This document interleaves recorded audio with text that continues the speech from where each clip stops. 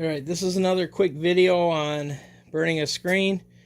What you're going to do is you're going to want to have grab one of your screens, keep them in a drying rack.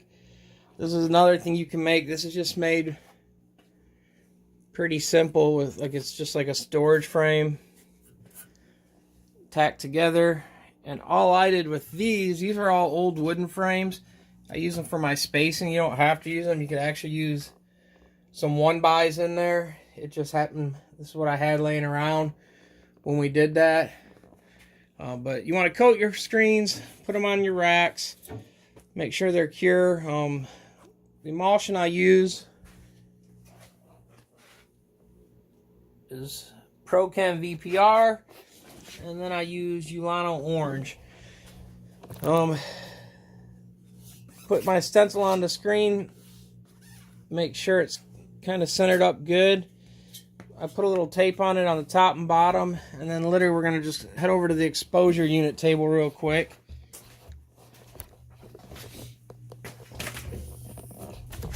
And then what I'm going to do next is position it somewhat in the middle of my table where it looks good.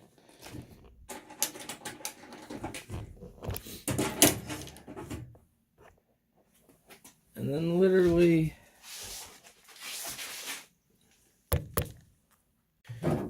then after the water sat for about a minute or so soaking on it, now I'm going to wash them out.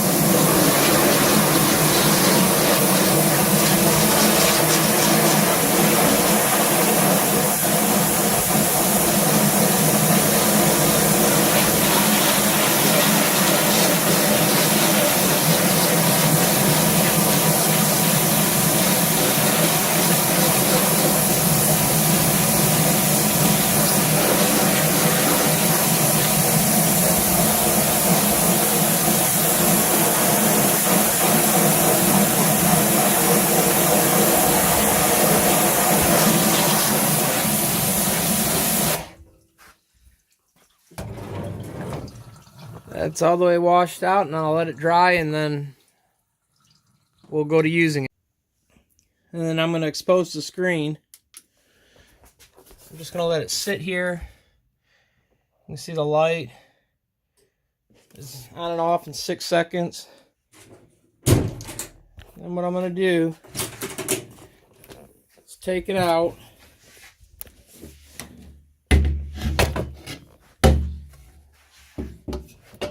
I'm going to take my stencil off. I'm going to take this over to the washout booth over here. And all I'm going to do is hit it with some water.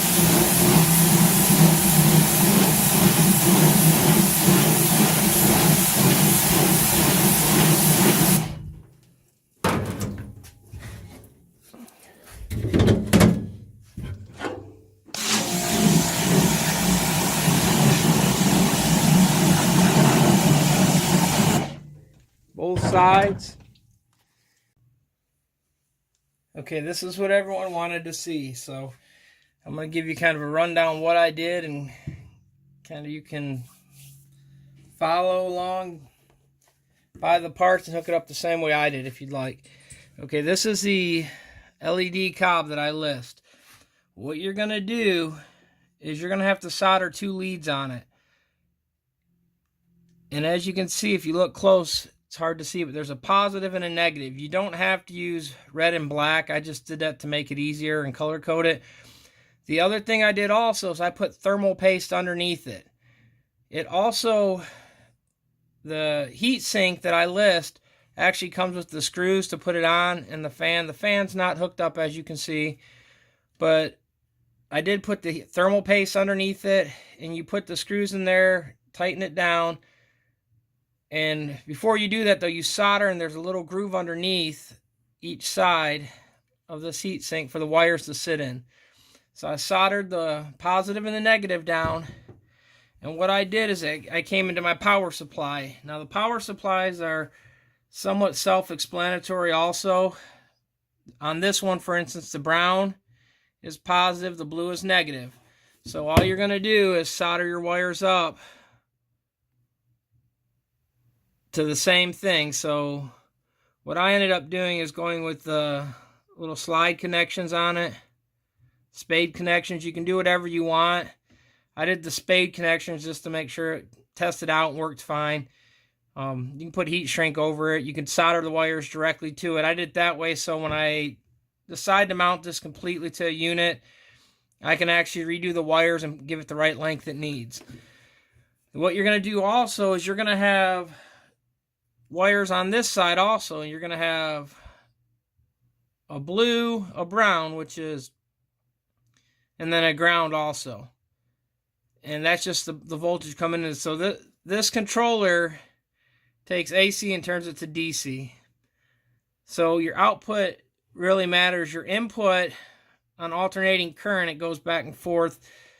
So what you're going to do with that is hook it up on the other end. And here's their diagram on that. If you buy the Aubrey controller that I have, then this is the hookup for it. You have your brown output, which goes to the power supply, and that is on line 7. On line 8 and 9, you have to jumper it over because it's got to jump the voltage over. So literally all I did was make a small jumper for it and connect it on also. Then your 9 and 10 is your AC voltage in, and one's also got to go to the power supply. So what I did is the one that I jumpered, I didn't put it on the same leg. I put it on the opposite leg. So this one's got the blue line going to the power supply, and then these two lines are actually hooked up to my wall plug unit. That's all you have to do to hook this up. You take your ground also, and you can ground it if your plug has a ground, or you can ground it to the table also. That is all you have to do to hook this up, though. You will have to jumper it over on 8 and 9, and then your 2 inputs, and then your outputs. The controller, when you're using this controller, it has 2 settings on it. So you can set it twice. You can set it a few different ways. The manual's online right now. I have it right now where the one's set at 6 seconds and the other one's was set at like 12 seconds when I was doing the test. But you can have 2 different settings on it, and you can have it control a lot of different things. But literally when I'm using this, I can go up and down on it. The set would go between the 2 different modes, the 1 and 2 of the preset timers.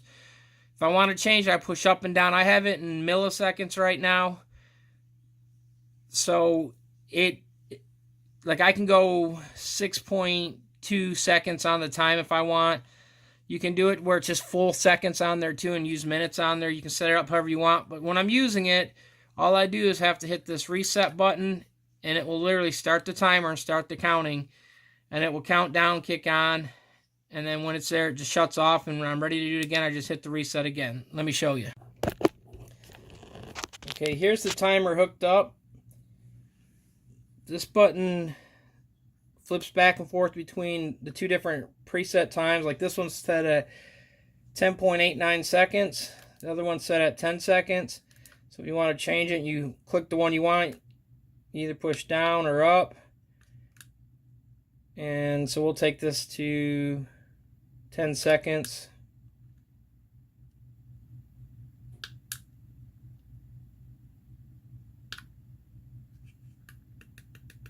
Sorry about the glare of the LED, it's just how it stands. And once it's set, it will reset.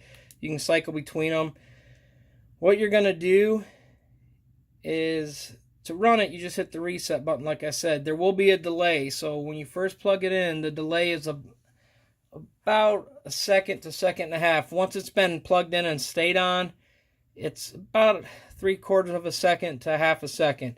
So when you push it, if you notice, it's going to start counting down, then the LED will come on. So you'll have to adjust your time accordingly, but here you go. Here's how it works. And as you can see, it was almost a full second. It's counting down, and when it hits the bottom, it resets and shuts off. And then on your next screen, you just do it again. You preset them to whatever you want. Hit the button. We'll count down. and once it hits the bottom, it will shut off and do it again. If you have any questions, let me know. I can try to answer them. I won't be much help if it's a different controller, because I only know this controller on the wiring settings. But if you do have any questions, let me know, and I'll try to help. I'll put a description to a link to the controller I'm using, the LED driver, the LED, and the heatsink in the description. So if you're looking to buy one, it's going to be less than $150 with shipping and everything. The controller is probably the most expensive part, and you probably could get even close to $100, but it's just giving you a rough ballpark.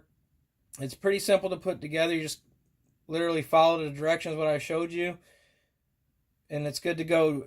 Do me a favor, would you like, subscribe, and leave a thumbs up in the comment?